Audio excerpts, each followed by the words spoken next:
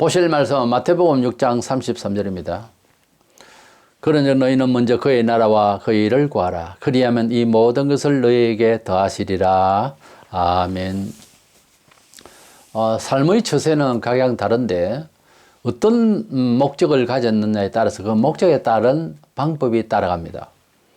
사회 각계 각청에 또 전문 분야에 그 종사하는 사람들의 무리를 보면은 삶의 양식이 레저 즐기는 것까지도 비슷비슷하게 이렇게 살아가죠. 성도는 성도대로의 삶의 처세가 있습니다. 왜냐하면 목적이 같으니까 그 방법도 주께서 주신 방법대로 살다 보니까 비슷한 그런 삶의 타입이 이제 공유를 하게 되는 그런 모습이 보이죠. 그러면 성도라고 하는 사람은 사회적인 그룹으로 이제 나누어서 볼 때에 좀 별개의 사람이죠. 거룩한 성자는 구별한다는 뜻이거든요. 어떤 구별된 이 존재들은 어떤 처세를 하는 것이 같이 공유할 수 있는 보편적인 그 내용인가 하는 것입니다. 그것은 하나님께서 우리에게 주신 성경적인 삶이라고 하는 타이틀로서 우리가 처세를 하게 된다 하는 거죠. 교회는 나오는데 천국 가기 위해서 구원받기 위해서 삶은 세속적으로 산다. 거의 다 그래요, 사람들이. 그게 아니고 우리 성도는 되는 그날부터 삶의 처세를 목숨 걸고 지켜야 될 부분도 있고요. 어떤 거는 좀 유예를 가져야 될 부분도 있고 있는데 성도는 하나님 뜻대로 사는 것이 처세죠. 그래서 성도의 처세라는 주제로 말씀을 나누고자 합니다. 먼저 이 본문에 보면 하나님의 나라와 그 일을 구하라 이랬는데 그의 나라와 그의 일을 할 때 그 하나님의 나라라고 하는 것과 또 천국이라는 단어의 개념을 좀 알면 좋겠어요. 하나님의 나라는 한자로 하자면 신국이 되고 하늘나라는 천국이 됩니다. 천국은 장소성이 있고 하나님의 나라라고 하는 신국이라고 할 때는 그 내용을 말합니다. 그러니까 하나님이 우리와 함께 하실 때에 두세 사람이 모여도 그것은 하나님의 나라를 이루었다 이렇게 얘기할 수가 있어요. 우리 교회가 하나님의 뜻대로 살고 하나님의 목적을 따라서 활동하고 그렇게 살아갈 때 하나님의 나라를 이루었다 그렇게 말해요. 천국은 우리가 죽어서 천국 간다고 그러죠. 천국은 장소성이 있어서 하나님께서 새로 예비하신 새하늘과 새 땅을 말할 때 천국이죠. 물론 천국이 이 땅에서 믿음으로 이렇게 활동하게 되고 믿음의 역사가 있을 때 말은 천국을 이뤘다 이래 할 수 있지만 하나님의 나라다, 하나님의 나라가 하나님의 임재로서 이루어졌다 하는 뜻이에요. 그러니까 이 대한민국이라는 땅이 있을 때도 대한민국 사람이다 이러지만 외국에 가 있잖아요. 그럼 외국에서 대한민국 사람이 거기에 10명이든 100명이든 있다. 그럼 대한민국 사람으로서 아직 국적이 대한민국에 여행을 갔다. 100명이 그렇게 있을 때 그 사람은 대한민국 사람이지요. 거기가 대한민국은 아니고 돌아와야 할 본국을 기록을 해서 여기가 대한민국이고요. 저기는 대한민국 사람이고 대한민국의 영향권 안에 있고 그죠. 그래서 하나님의 나라의 백성이 하나님 나라 천국에 가기 전에는 하나님 나라를 이루고 있는 사람들, 하나님의 나라의 사람들이라는 거죠, 우리가. 그래서 신국은 하나님이 함께 하심을 말하고 천국은 장소성이 있어서 새하늘과 새 땅을 말하고 그런 면에 있어서 우리가 그의 나라와 의를 구하라 할 때 그의 나라는 하나님의 나라를 말하지 천국을 생각한다. 그것은 소망 중에 기다리는 거지만 하나님의 나라를 이루고자 하는 처세로 살라는 거예요. 내가 하는 일이 하나님 나라를 보여줄 수 있는 그런 자료가 되고 사료가 되고 하느냐 하는 것을 생각하면서 처세를 하라, 돈벌이도 하라 그 말이에요. 놀기도 그렇게 놀아라 거예요. 이런 걸 보면 하나님의 나라는 이렇게 앞으로 장래에 펼쳐질 것인 것을 느낄 수 있도록 하라 그 말이에요. 그리고 성경에서 의롭다, 의라고 하는 것은 우리 사람이 만들어낼 수 있는 도덕적 수준의 가치가 아니에요. 전혀 그게 아니고 성경에서 말하는 의로우라, 의인이 되어라, 의를 쫓아라 말은 하나님의 말씀대로 순종하라 그 말이에요. 내 의지에도 발동이 잘 안 되는 얘기들이야. 이 하나님 말씀은. 근데 하나님 말씀대로 예를 들어서 예수님을 구주로 믿고 감사를 하고 또 주일 성수를 하고 이렇게 하는 기도를 하고 하는 것이 하나님 보시기에 잘한다 그거야. 착하다 그거야. 우리 식으로 말하자면. 그런데 하나님 없이 내가 착하게 하고, 하나님 없이 막 봉사하고, 하나님 없이 잘한다고 하는 것이 우리가 생각할 때 참 저 사람 어려운 사람이다. 우리 식으로 그렇게 말하죠. 남의 속을 어떻게 알아? 과거에 그런 일이 있었어요. 경남 쪽에 부모님을 공경을 잘해서 신문에 난 그런 효자가 있었어요. 나중에 부모님을 죽였어요. 그러니까 허물을 느끼는 거예요. 이거 어떻게 된 거냐. 잠시 이제 멘붕 상태가 되는 거예요. 쳐다보면. 그런 일이 실제 있었어요. 사람이 가지고 있는 뭐 도덕성 이런 것은요, 하나님께서 원래 주신 바의 그런 흔적들이에요. 그런데 이걸 끝까지 책임질 수 있는 영이 아니라니까, 사람은. 뭐 착하게 하고 바르게 할 수 있죠. 예수 안 믿어도. 그러나 그걸 끝까지 갈 수 있는 사람이 안 된다고요. 그걸 책임질 수 없는 거라고요. 이렇게 말하자면, 비약해서 말하자면, 잘한 거는 내 뜻이 아니고 마귀가 그런 듯이 속이려고 그렇게 하는 거예요. 은근히 자기 자랑이 되는 거예요. 세상은 그렇습니다. 그러나 예수 믿고 하나님의 성령께서 역사하시면 그것도 역시 내 정신이 아니잖아요. 하나님께서 하게 하시는 거죠. 그래서 사람이 가지고 있는 진짜 자기가 할 수 있는 것이 무엇이며 책임질 수 있는 것이 뭐냐 하면 죄입니다. 사람이 자기 의지로 정말 잘할 수 있다. 정말 사람에게 모든 의무를 또 권리를 다 줬다고 하면, 마귀가 줬다면 죄는 잘 지을 수 있어요. 그런데 사람이 스스로 의와 선을 창안을 하고 그것 때문에 애태우고 밤을 지새우고 영혼을 위해서 기도한다. 안 돼요. 할 사람이 없어요. 그거는. 안 됩니다. 근성이. 선은 못 따라가요. 잘. 근데 악은 잘 따라가요. 사람은. 그게 바로 죄인 아니에요. 사람이 기질이 있는 사람이 그걸 잘 할 수 있어요. 하나의 악기를 다루어도요, 천성적으로 기질을 갖고 있는 사람이 있어요. 어릴 적부터 그 기능이 음을 구별하고 하는 것이 자기도 모르게 다른 사람과 달리 그런 천성이 있다고요. 그러니까 나중에 커서 어떤 악기를 만져도 빨리 할 수 있는 거예요. 똑같은 나이인데 천재가 될 수 있어요. 그런 부분에 있어서. 그래서 하나님께 주시는 달란트, IQ 이런 걸 가지고 유대인들은 절대 사람을 논하지 않습니다. 그 사람들은 사람이 가지고 있는 기질을, 하나님이 주신 천재적 기질을 알고 각 분야별로 천재를 이야기를 하는 것이지, 수학 잘하고 영어 잘한다고, 그래서 기운이 좋다고, 머리가 좋다, 우리나라 사람들, 저 사람은 천재다. 말짱 허당이에요. 그 머리 잘못 쓰면 전부 도둑질합니다. 안 그럴 것 같죠? 머리 너무 좋아도요, 속에 칼이 있어요. 사람이 가지고 있는 이 기능은요, 스스로는 좋게 발휘를 못해요. 무조건 믿음으로 해야 돼요. 모든 것이. 그래 안 되면 악으로 가더라니까. 이게 점잔을 빼도 그거 악이요. 잘 듣어보라고, 사람을. 결국은 그거 악이더라고. 그래서 공자왈 맹자왈 그것도 안 되고요. 하나님의 뜻대로 살려고 하는 것이 성경이고 성경사색인데, 그것을 하나님이 순종하는 거 보면 착하다, 어렵다. 하나님 편에서는 그것을 의라고 그래요. 그래서 제일 큰 의가 정말 어렵다, 당신 어렵다 하는 게 뭔 줄 아세요? 예수님을 구주로 믿습니다 하는 그거부터입니다.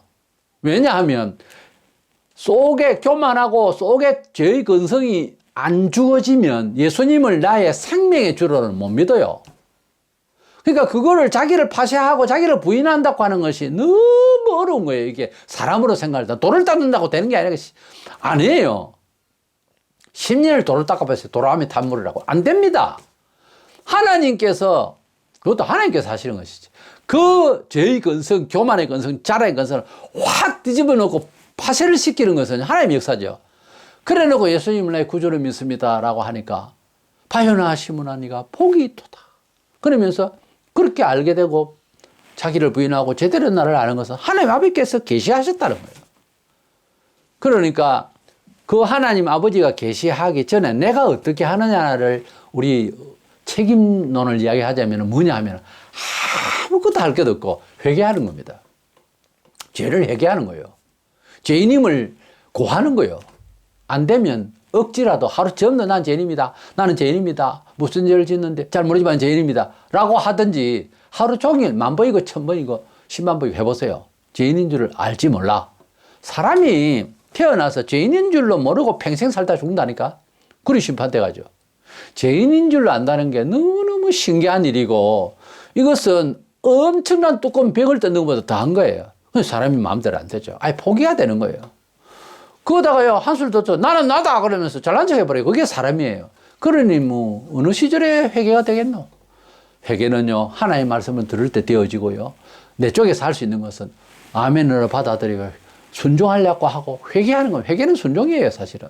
그러다 보면 성령님의 뜨거운 불길이 임해서 내가 누구라고 하는 존재감이 너무너무 무섭고 죄악 덩어리라는 것을, 지옥에 딱 맞다라고 하는 것을 아는 순간에 온다고. 그때 파쇄하는 거예요. 내가 너를 사랑한다. 내가 너를 위하여 십자가에 죽었다. 믿어라. 주여 내가 믿나이다. 감사 감격이죠. 그 시간이 없이 어떻게 예수제의가 되노? 그 시간이 없는데 어떻게 생명을 거졌다 할 수 있나? 말이 안 되는 이야기라고 나는 생각합니다. 그러면 어떤 현상으로 정말 성도의 처세가 일어날까? 의식주로만 가지고 이야기해 봅시다. 먼저는 옷을 봅시다. 의식주에서 그 성경에 옷의 기운이 어디 있느냐면은 원죄를 짓고 난 뒤에 부끄러움을 가리려고 두려워서 여러 가지 얹어놔서 여러 가지 불쾌해서 갑자기 사람이 그렇게 되어버렸어요. 그래서 가린다고 가리는 게 나뭇잎으로 몸을 가렸죠. 지금도 나뭇잎이나 이런 데서 옷의 재료가 나오잖아요. 그렇게 이제 가렸는데 그걸로서는 뭐 대학 배치에 그냥 저녁 때 되면 시들해지고 그 다음날 또 만들어야 되고 그런 상황이니까 하나님께서 예수를 상징하는데 그것은 이제 짐승을 잡아서 그 가죽을 이제 반영구적이죠. 그걸 이제 입혀주셨지. 이것은 구원하셨다는 뜻이에요. 그래서 아담과 하와가 이제 가죽 옷을 이제 지어 주시니 그걸 입었는데 자기들이 잡은 게 아니에요. 하나님께서 짐승을 잡아가지고 그 가죽을 벗겼어. 그래서 옷을 해줬다니까요. 어떻게 만들었을까? 그걸 내가 어떻게 알아? 하나님께서 그렇게 하셨다 이 말이에요. 예, 하나님께서 하셨다 하면 그래 믿는 것이죠. 예수님 내 죄를 위해 돌아가셨다. 그게 어떻게 합당하냐? 하나님께서 그렇게 하셨다니까 약속을. 따지지 말라고. 교회에서 따지는 놈이 예수 잘 믿는 놈을 본 적이 없어요. 신학을 백날 따져보세요. 믿어지는가? 안 됩니다. 신학은 예수 잘 믿는 것을 또 순종해야 되는 것을 정당한 것을 막 설명하기 위해서 배워야 되는데 하나님이 맞나?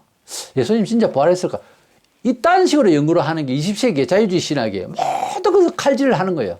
그러니까 믿음이 없어지죠. 그러니까 지구촌에 코로나가 왔죠. 그러니까 전쟁이 터지고 그러니까 모든 가지 자연의 피해를 받고 하나님의 섭리예요. 왜? 순종 안 하니까. 지금도 전 세계 사람들이 하나님이여 나는 죄인입니다. 한 방에 그러죠. 앞으로 1000년 동안 평강이 올 겁니다. 정말입니다. 하나님께서 지고 있다고 세상을. 말 안 들으니까 그것도 하다 1000번만 번 참다가 한 번씩 때리는 거예요. 지금 코로나는요. 엄청난 죄가 밀려온 거예요. 그걸 모른다 이거지. 하나님께서 처음에 옷도 없이 사는 사람으로 지어주셨다. 이 말은 죄가 없으니까 부끄러움도 없고 뭐 어떻게 체면 유지할 것도 없어요. 깔끔하니까. 그런데 죄를 딱 짓고 난 뒤에는 옷이 필요한 거예요. 그러니까 옷의 기운을 생각하면 옷을 너무 잘해 입으려고 하는 것은 자기를 컴프레치 하려고 하기 때문에 죄가 많은가 보다 자신이 없는가 보다 이런 생각해도 과언이 아니에요. 물론 단정하게 잘 입고 그렇게 하는 것이 중요하지만은 옷을 너무 비싸게 튀게 잘 입겠다 하는 것은 조금은 뭔가 마귀적인 유혹이 있어요. 누가 보면 7장 25절에 그러면 너희가 무엇을 보려고 나갔다냐 부드러운 옷 입은 사람이냐 보라 화려한 옷을 입고 사치하게 지내는 자는 왕궁에 있느니라 그런 말씀이었어요. 그러니까 사치하는 것은 성경적이지를 못해요. 베드로전서 3장 3절에 보면은 그냥 단정하라고 그랬지 아주 비싼 옷 입으라 이래 안 되어 있습니다. 예수님의 옷, 사도들의 옷 생각을 해보세요. 잘 입었겠어요? 그냥 깨끗하게 빨아서 단정하게 입은 것 보이지 그냥 어찌 보면 뭐 누더기 같고 이랬습니다. 그렇지만 추하게는 입고 다니지는 않으셨을 거라고 말이에요. 근데 화려하게 입은 것이 아니라 이 말이에요. 화려하게 입고 사실 상황이 있더냐고 성경에. 또 먹는 일을 한번 생각합니다. 먹는 일에도 막 배부르게 먹고 막 포식하고 이거는 하나님이 원하시는 게 아니에요. 내가 점심을 먹을 때마다 뭐 이제 한식 뷔페 좀 적절한 가게에서 이렇게 먹고 한식을 제가 좋아하니까 너무 많이 먹으면 속도 더불어 하지만은 하나님 앞에서 이게 뭔가 이게 잘못됐다 하는 생각이 사실은 반성이 돼요. 그래서 적절히 먹으려고 애를 씁니다. 근데 맛있는 음식이 있으면 또 그렇게 안 되거든요, 잘. 그래도 절제를 해야 돼요. 무슨 일이나 성도는 절제를 해야 돼요. 특별히 먹는 일에 포식하고 이건 죄입니다. 그래 하는 게 아니에요. 못 먹어서 굶어 죽는 사람이 지구촌에 수억이 됩니다. 그러니까 너무 포식하는 것도 이건 죄가 됩니다. 예수님께서 이제 제자들과 함께 여러 제자들과 함께 이제 집을 방문을 했을 때에 그 마리아 집에서 이제 식사를 준비를 하는 마르다 언니는 아주 바빴어요. 아무래도 바쁘겠죠. 손님이 왔으니까. 바쁘고 이러는데 예수님은 말씀을 이제 그 밥할 때까지 앉아서 이제 제자들과 함께 이제 나누고 있을 때 마리아는 그 여성으로서 이렇게 반찬 준비도 하고 하는 것이 맞는데 말씀만 듣고 있다고요. 사실 그 장면을 보면은 마리아는 완전 공주기가 있는 거 비슷하게 그래요. 그런데 예수님께서 누가복음 10장 41, 2절에 보면 주께서 대답해 이르시되 마르다야 마르다야 이 두 번을 부를 때는요 우리식으로 완전 감정이 객해서 해 그러는 거예요. 확실하게 심어주기 위해서 할 때 두 번을 부르는 거예요. 아브라함아 아브라함아 모세야 모세야 사무엘아. 여기가 두 번을 부를 때는요 굉장히 엄중한 뜻이 마르다야 마르다야 네가 많은 일로 염려하고 근심하나. 자 밥을 짓고 준비를 하는 걸 많은 일로 근심한다고 그럴 때가 있어요. 좋은 거 아니죠? 몇 가지만 하든지 혹은 한 가지만이라도 족하니라. 빵 한 쪽만 내도 된다 이 말이에요. 마리아는 요즘에 앉아가지고 말씀 듣고 있는 마리아는 이 좋은 편을 택하였으니 빼앗기지 아니하리라 하시니라. 이거 보세요. 어떻게 보면 공정하지 않은 것 같은데 그러나 우리가 먹는 문제 먹고 사는 문제 이 문제는요 하나님의 의를 이루는 데 있어서 거침돌이 되면 안 된다고 말이에요. 하나님의 말씀이 앞서야 된다. 그렇다고 먹지 마라. 손님 왔는데 반찬도 준비하지 마라. 그 말이 아니고 그 많이 준비하는 게 중요한 것이 아니고 우리가 신방을 하거나 교회에 이제 목사로서 이렇게 가면 잔뜩 차렸는데 정신은 딴 데 있는 사람이 있거든요. 저는 그런 경험을 했거든요. 별 차림은 없고 좀 어렵게 살지만은 예수 사랑이 가득한 집은요 향이 납니다. 집이. 그래서 그런 뜻이에요. 하나님 말씀을 더 사모하라는 거지. 잠언 30장 9절에 보면 배불러서 하나님을 모른다 할까봐 겁이 나니까 적당히 달라고 하는 그런 청이 있고 호세아 13장 6절에 보면 배부름으로 하나님을 교만해 가지고서 모른다 할까 두렵다. 그래서 하나님께서는 사람들이 너무 배부르고 그것도 이제 나아가서는 경제적인 여건인데 너무 그러면 과분하게 가지면 교만해지고 하나님을 잊을 수 있다라고 되어 있어요. 그러니까 우리가 하나님을 믿는 일에 있어서 많이 가지면은 어떤 사람이 그래요. 많이 가진 것이 돈은 일만하게 뿌리라고 했죠. 많이 가진 것이 또 생명의 힘이 될 수 있지 않느냐 하는 견해를 혹은 그런 표현을 하던데 나는 그래서요. 많이 가진 만큼 내가 그것을 주를 위해서 제대로 쓸 수 있는 사람이 되면은 그렇게 비례하면은 괜찮은데 대부분 많이 가지고 있고 하면 위세를 부리고 죄를 짓더라는 거지. 그래서 많이 가지면 많이 나눠버려야 돼요. 그런데 안 나누거든요, 사람이. 거기에서 변명해봐야 안 된다고. 하나님 주신 복이네. 그리고 옆에 사람 굶어주고 가는데. 그건 아니거든요. 그래서 원칙적으로 성도는 많이 가진다기보다 많이 베풀 수 있는, 그래서 돈벌이도 잘 하는 기질이 있어요. 있는 사람은 그렇게 해서 많이 공유할 수 있도록 하는 것이 원칙이에요.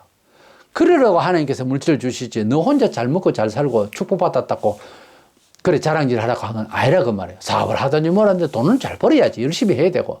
그럼 그것으로 나를 위해서 축적만 한다는 것. 그래서 돈을 믿고 창고에 많이 넣고 든든한 마음으로 살겠다. 내일 아침에 하나님 영혼 데리고 가면 말 건데요. 성경에 있는 말이잖아요.